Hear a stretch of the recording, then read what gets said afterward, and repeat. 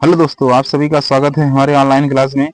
और आज हम लोग भारतीय संविधान के अंतर्गत मौलिक अधिकार के पार्ट 2 को देखेंगे और जितने भी कॉन्सेप्ट हैं उन सभी को अच्छी तरीके से समझते हुए चलेंगे। तो आज हमारा क्लास 2 है, मौलिक अधिकार के अंतर्गत पार्ट 2 हम लोग पढ़ेंगे। ठीक है, तो जो भी साथी नए जुड़े हैं तो पार्ट 1 का वीडियो प्ले लिस्ट में पड़ा है, आप सब इस वीडियो के बाद देख लीजिएगा। तो चलिए स्टार्ट करते हैं।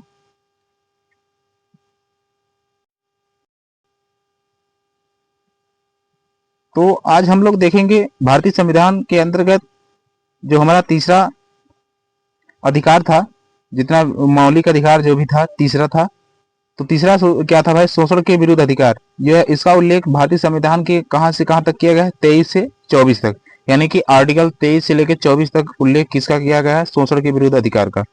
ठीक है, तो देखते हैं अनुच्छेद 23 को, देखते हैं यानी आर्टिकल 23 को देखते हैं। हमारा आर्टिकल 23 क्या कहता है? 23 क्या कहता है? मानव के दुर्व्यवहार, बेगार तथा बालाश्रम का निषेध करता है, यानी कि किसी भी व्यक्ति को जबरदस्ती कार्य नहीं कराया जाएगा। ठीक है, लेकिन किसी भी व्यक्ति को अगर आप जबरदस्ती कार्य करा रहे हैं तो वह व्यक्ति क्या कर सकता है? आपके विरुद्ध उच्च न्यायालय या उच्चतम न्यायालय में जा सकता है, यानी कि कोर्ट में जा सकता है, आपके खिलाफ कार्यवाही कर सकता है। ठीक है, तो जो कि आर्टिकल 23 क्या करता है कि इन सभी का क्या करता है? विरोध करता है। ठीक है, अब देखिए, जो यह अधिकार है नागरिक और गैर नागरिक दोनों के लिए क्या है? उपलब्ध है, यानी कि जो नागरिक है उनके लिए भी है और जो गैर नागरिक हैं उन सभी के लिए यह अधिकार उपलब्ध है। ठीक है, चलिए आर्टिकल हम 24 को देखते हैं। आर्टिकल 23 को हम अच्छी तरीके से समझ लिए, यानी कि आप किसी को जबरदस्ती कार्य नहीं करवा सकते हैं। ठीक है, चलिए आर्टिकल 24 को हम लोग देखते हैं। आर्टिकल 24 हमारा क्या कहता है? आर्टिकल हमारा 24 क्या कहता है भाई? देखिए, 14 वर्ष से कम आयु के बालकों को जोखिम भरे उद्योगों में काम करने की प्रतिबंधता। मतलब कहने का अर्थ यह है कि कारखानों आदि में जितने भी हैं उन सभी में आप क्या कर सकते हैं? 14 वर्ष से कम आयु के बच्चों को क्या कर सकते हैं? आप कार्य नहीं करवा सकते हैं। ठीक है, 14 वर्ष के कार्य जितने भी बच्चे हैं उनको कार्य नहीं करवा सकते हैं। तो आर्टिकल 24 हमारा क्या कहता है कि यानी कि आप 14 वर्ष के बच्चों को कार्य नहीं करवा सकते हैं। ठीक, जोखिम भरे का अर्थ यहाँ पे यह है कि जैसे आप किसी कारखाने में लगा रहे हैं, खदान में लगा रहे हैं, या कहीं पटाखे वाली कंपनी में लगवा रहे हैं, तो इन सभी में आप क्या कर सकते हैं?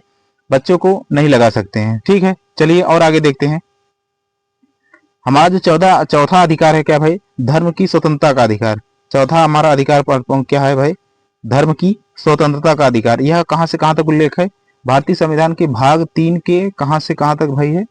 भाग 3 के 24 से 28 के बीच में इसका उल्लेख किया गया है। ठीक है, अब देखिए 24 से 28 के अंतर्गत हम क्या करेंगे? एक एक आर्टिकल को अच्छी तरीके से देखेंगे। तो यहाँ पे देखिए आर्टिकल लिखा है कितना भाई? 25। आर्टिकल 25 लिखा है, यह क्या करता है? आर्टिकल 25 हमारा कहता है भाई, अंतःकरण की स्वतंत्रता एवं धर्म के अभ्यास तथा प्रचार प्रसार की स्वतंत्रता। कहने का अर्थ यह है कि अगर कोई भी व्यक्ति किसी भी धर्म को क्या कर सकता है? मान सकता है और उसका प्रचार प्रसार कर सकता है। यही इसमें उल्लेख किया गया है आर्टिकल 25 में, कि आप किसी भी धर्म को मान सकते हैं और किसी भी धर्म का प्रचार प्रसार कर सकते हैं। इसके लिए आपको कोई भी बाध्य नहीं है। ठीक, और लेकिन देखिए आगे क्या है? 25 के अनुसार क्या है? सिखों को कृपाण धारण करने और लेकर चलने का भी अधिकार है। जैसे जो सिख लोग होते हैं क्या करते हैं? कृपाण धारण करते हैं और उन्हें लेकर चलने का भी उनको क्या है? अधिकार है। ठीक है, तो इसका उल्लेख किस में है भाई? 25 में किया गया है। मैंने एक एक फाइल को यहाँ पे मेंशन किया गया है पीडीएफ वाइज, ताकि एक भी पॉइंट आपके लिए छूटे ना। सभी को अच्छी तरीके से बताने का प्रयास किया है। तो हमारा क्लास कैसा लग रहा है आप सब कमेंट बॉक्स में बताइएगा जरूर। चलिए और आगे देखते हैं, आर्टिकल 26 को देखते हैं।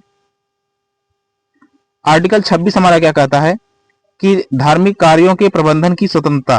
कहने का अर्थ यह है कि अगर कोई भी व्यक्ति धर्म के लिए संस्थाओं की स्थापना कर सकता है या संपत्ति के अर्जन के लिए क्या है उसको अधिकार है, तो यह अधिकार उसको मिला है, तो यह कोई भी व्यक्ति क्या कर सकता है? कर सकता है कि आप क्या कर सकते हैं कि किसी भी धर्म के संस्थाओं की क्या कर सकते हैं? स्थापना कर सकते हैं। ठीक है, संस्थाओं की स्थापना कर सकते हैं। ठीक, या धर्म के प्रचार प्रसार के लिए आप क्या कर सकते हैं? धन को अर्जन कर सकते हैं। तो इन सभी का प्रावधान किस में किया गया है? आर्टिकल 26 में किया गया है।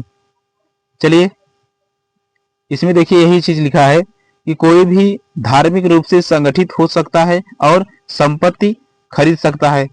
ठीक है, यानी कि कोई भी व्यक्ति क्या कर सकता है, संपत्ति भी खरीद सकता है और धार्मिक रूप से क्या कर सकते हैं, एकजुट भी हो सकते हैं। तो इसका उल्लेख किसमें किया गया है, 26 में किया गया है। और नीचे लिखा है तथा खरीदी गई संपत्ति को देख रेख कर सकता है, यानी कि जो भी आप संपत्ति धर्म के नाम पे खरीद रहे हैं, उसमें लैंड वगैरह जो बना रहे हैं धर्म के नाम पे, तो उसका क्या कर सकते हैं, देख रेख भी कर सकते हैं। तो इसका उल्लेख किसमें है, आर्टिकल 26 में किया गया है। चलिए और आगे देखते हैं।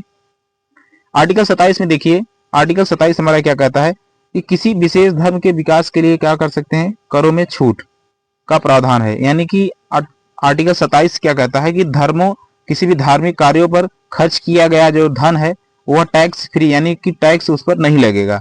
ठीक है, अर्थात देखिए क्या किया गया है कि देश के जैसे किसी भी व्यक्ति की आय को किसी विशेष अथवा धार्मिक संप्रदाय की उन्नति या पोषण में जो व्यय करने के लिए जो विशेष रूप से निश्चित नहीं कर सकती है, तो उसके लिए क्या कर सकते हैं, कोई टैक्स नहीं दिया जाएगा। ठीक है, जैसे आप कोई भी अपने आय से क्या कर सकते हैं, किसी भी संस्था में लगा रहे हैं तो उस पर क्या करेगा, यह टैक्स नहीं लगाया। जैसे आप लोग कहीं भी देखे होंगे या सुने होंगे कि यहाँ पे क्या है, किसी मंदिर विशेष या मस्जिद में जो भी दान दिया जाता है उस पर क्या होता है, टैक्स नहीं लगाया जाता। किस आर्टिकल के तहत नहीं लगाया जाता है, आर्टिकल 27 के तहत नहीं लगाया जाता है।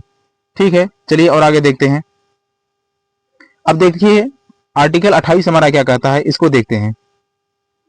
आर्टिकल 28 के अंतर्गत क्या क्या है, धार्मिक शिक्षा में क्या है, उपस्थित होने की स्वतंत्रता। मतलब क्या है कि कुछ शिक्षण संस्थाओं में धार्मिक शिक्षा देने तथा धार्मिक उपासना में उपस्थित होने की क्या है, स्वतंत्रता है।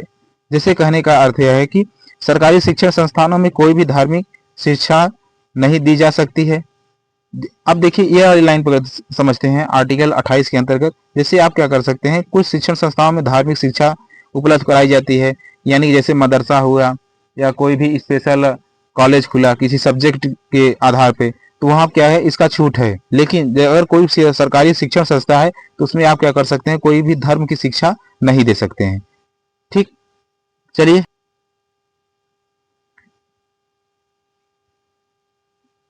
अब देखिए हमारे पास जो पांचवा अधिकार है, कौन सा अधिकार है भाई, देखिए यह है संस्कृति और शिक्षा संबंधी अधिकार। यह इसका उल्लेख किस में किया गया है, संस्कृति और शिक्षा संबंधी अधिकार, इसका उल्लेख किस किस में किया गया, आर्टिकल 29 और 30 में किया गया है। क्या किया गया है, इन सभी को देखते हैं। जैसे देखिए आर्टिकल 29 हमारा क्या कहता है, हमारा वो आर्टिकल 29 कहता है कि अल्पसंख्यक वर्गों के हितों का संरक्षण। ठीक, यह क्या कहता है कि जैसे जितने भी अल्पसंख्यक वर्ग हैं उनके लिए क्या किया गया है कि वो अपने बोली, भाषा और लिपि और संस्कृति की सुरक्षा रखने के लिए उनके क्या पास है, क्या है, अधिकार है। ठीक है, अगर और क्या करेगा वह, जैसे किसी कोई भी नागरिक हो तो राज्य के अंतर्गत आने वाले संस्थान या राज्य द्वारा मान्यता प्राप्त शिक्षण संस्थान जो है, तो उन्हें धर्म और जाति की किसी भी लिंग के आधार पर क्या कर सकते हैं, भी रोका नहीं जा सकता है। कहने का अर्थ है जितने भी शिक्षण संस्थान हैं उनको क्या करेगा, यह आर्टिकल या अनुच्छेद 29 यह अधिकार देता है कि आप किसी भी व्यक्ति या किसी भी बालक या बालिका को क्या कर सकते हैं, आप धर्म या भाषा या लिपि के आधार पे उन्हें उसे वंचित नहीं कर सकते हैं। तो यही आर्टिकल 29 में क्या कहा गया है, तो देखिए हम पढ़ते हैं। संविधान में अल्पसंख्यक की परिभाषा धर्म और भाषा के आधार पर दी गई है। ठीक है, और देखते हैं आगे। जो धर्म और भाषा के आधार पर अल्पसंख्यक हैं वे लोग अपनी भाषा, लिपि और संस्कृति कल्चर को नष्ट होने से बचा सकते हैं। इसका उल्लेख किसमें किया गया है, 29 में किया गया है। यही चीज यह कह रहा है। ठीक, चलिए और देखते हैं आगे। अब देखिए वर्तमान में क्या है, वर्तमान समय में 6 समुदायों को अल्पसंख्यक समुदाय का दर्जा प्राप्त है। जैसे मुस्लिम, बौद्ध, जैन, सिख, ईसाई और पारसी, इन सभी का जो है अल्पसंख्यक समुदाय का दर्जा प्राप्त है इन्हें। ठीक है, चलिए और आगे देखते हैं। अब हम लोग आर्टिकल 30 को देखते हैं। आर्टिकल 30 हमारा क्या कहता है कि अल्पसंख्यक वर्गों को अपनी मनपसंद शिक्षण संस्थाओं की स्थापना प्रशासन करने का अधिकार है।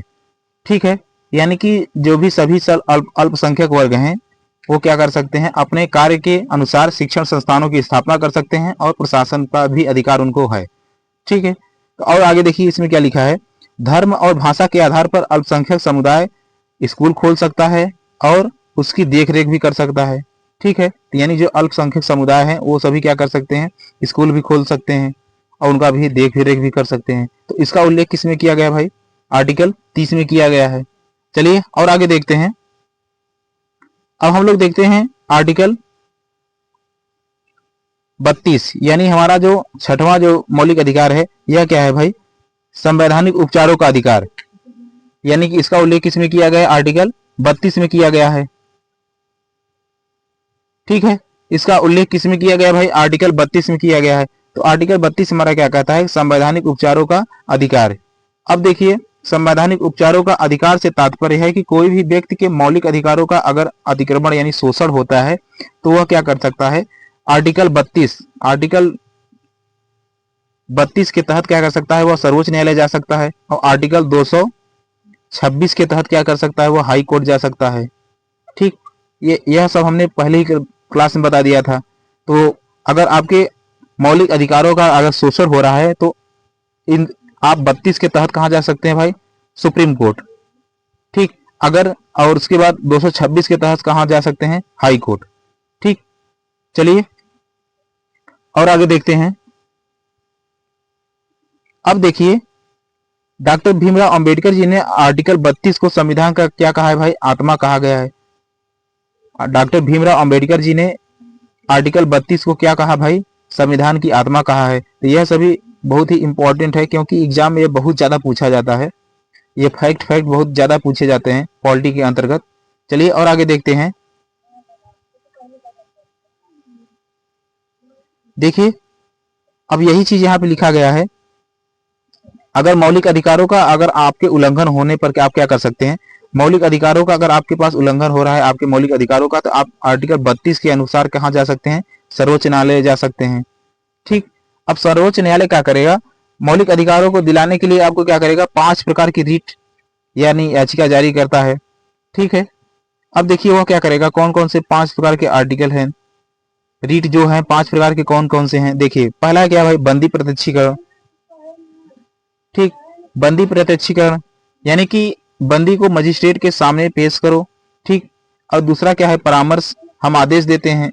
और तीसरा क्या है भाई, प्रतिषेध है।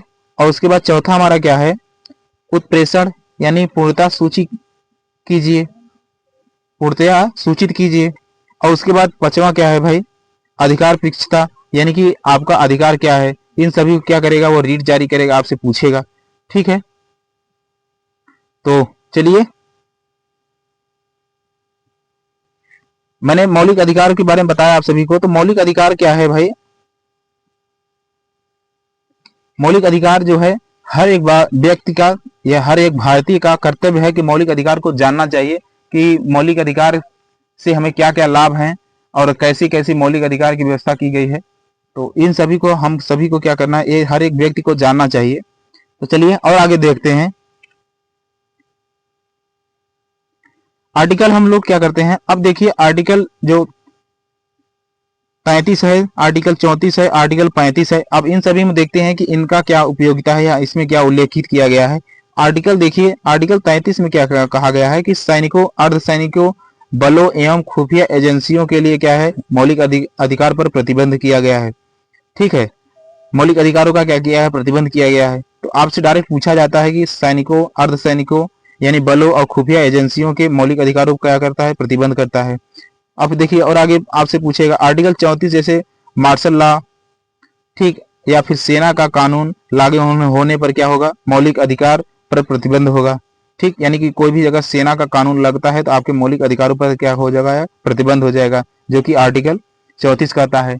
ठीक, अब आर्टिकल 35 क्या कहता है, मूल अधिकार के संबंध में कानून बनाने की किसके पास अधिकार है भाई, संसद की शक्ति है। यानी कि जैसे मूल अधिकार के संबंध में अगर कानून बनाता है कोई, तो कौन बनाएगा भाई, संसद की शक्तियां बनाएंगी। ठीक है, संसद में बनाया जाएगा। तो यह रहा आर्टिकल 35 रहा। ठीक है, तो कैसा रहा हमारा क्लास, आप सब कमेंट में बताइएगा जरूर। तो जो कि मैंने बताया था, मौलिक अधिकार भारतीय संविधान के भाग 3 में है, भाग 3 में है। और क्या है भाई, यह कहाँ से है, 12 से लेके 35 तक है। ठीक है, तो 12 से 35 तक हमने लास्ट स्टेप पे पहुंच गए। अब उसके बाद एक प्रश्न हमसे आपसे बहुत ज्यादा पूछा जाता है कि मौलिक अधिकार क्या है, मौलिक अधिकार क्या कहलाता है? मौलिक अधिकार जो कहलाता है क्या कहलाता है भाई? भारत का क्या कहलाता है? मैग्ना कार्टा कहलाता है, मैग्ना कार्टा कहलाता है। ठीक, भारत।